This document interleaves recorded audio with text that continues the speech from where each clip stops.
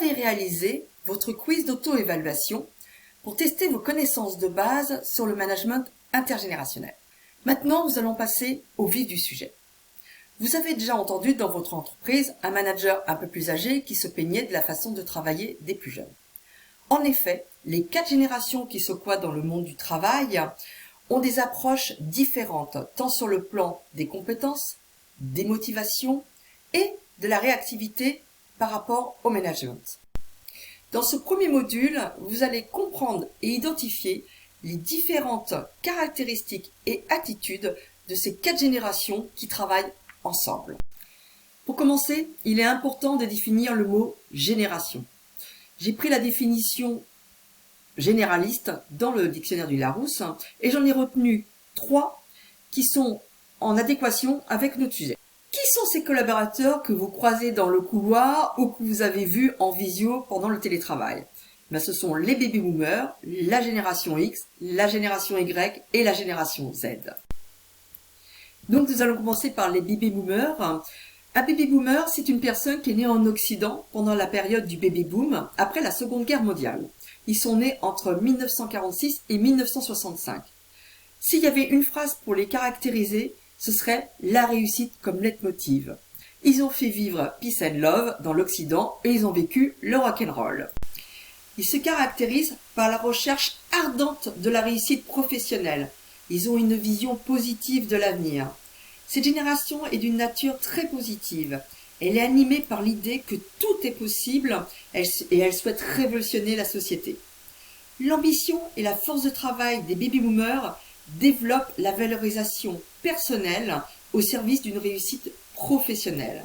Les baby-boomers, ils veulent accomplir de grandes choses, quitte à sacrifier leur vie personnelle. Maintenant, passons à la génération X.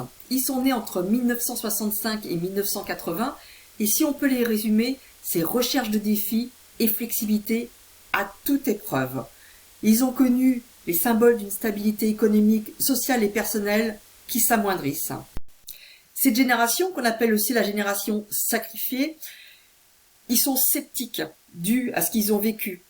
Ils ont une autonomie qui se traduisant par une compétition devant mener un développement individuel. Ils aiment les défis, ils adorent, tant sur le plan professionnel que personnel.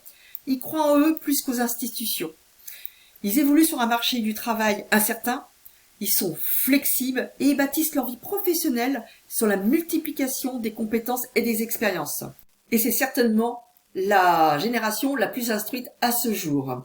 Ils ont une force de travail qui les conduit souvent à des postes à des responsabilités.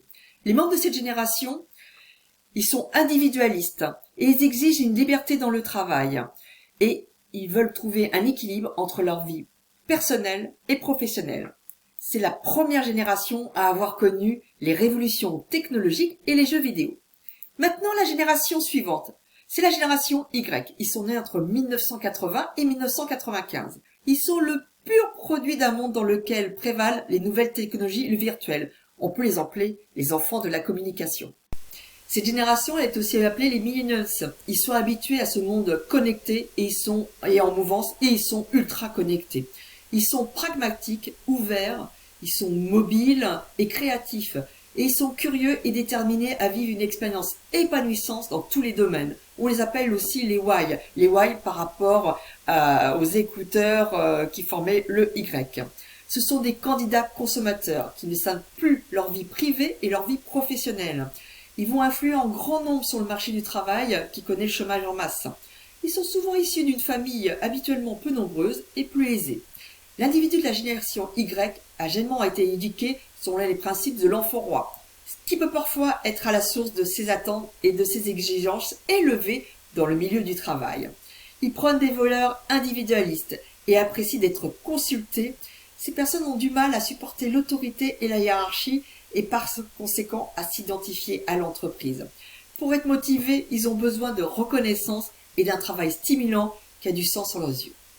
Maintenant, passons à la dernière génération, la génération Z. C'est une nouvelle génération qu'on peut appeler la génération silencieuse ou alors la génération pourquoi pas. Cette génération, elle est ultra connectée. Ils sont vraiment experts dans les réseaux sociaux. On les appelle aussi les zappeurs d'où le nom Z. Ils ont une quête de liberté et un esprit entrepreneuriat très important. Pour finir ce chapitre, vous avez le cours beaucoup plus détaillé avec des vidéos très intéressantes. Je vous propose un quiz d'auto-évaluation sous forme de Trivial Pursuit. Vous pouvez aussi le télécharger sur votre mobile. Bon cours!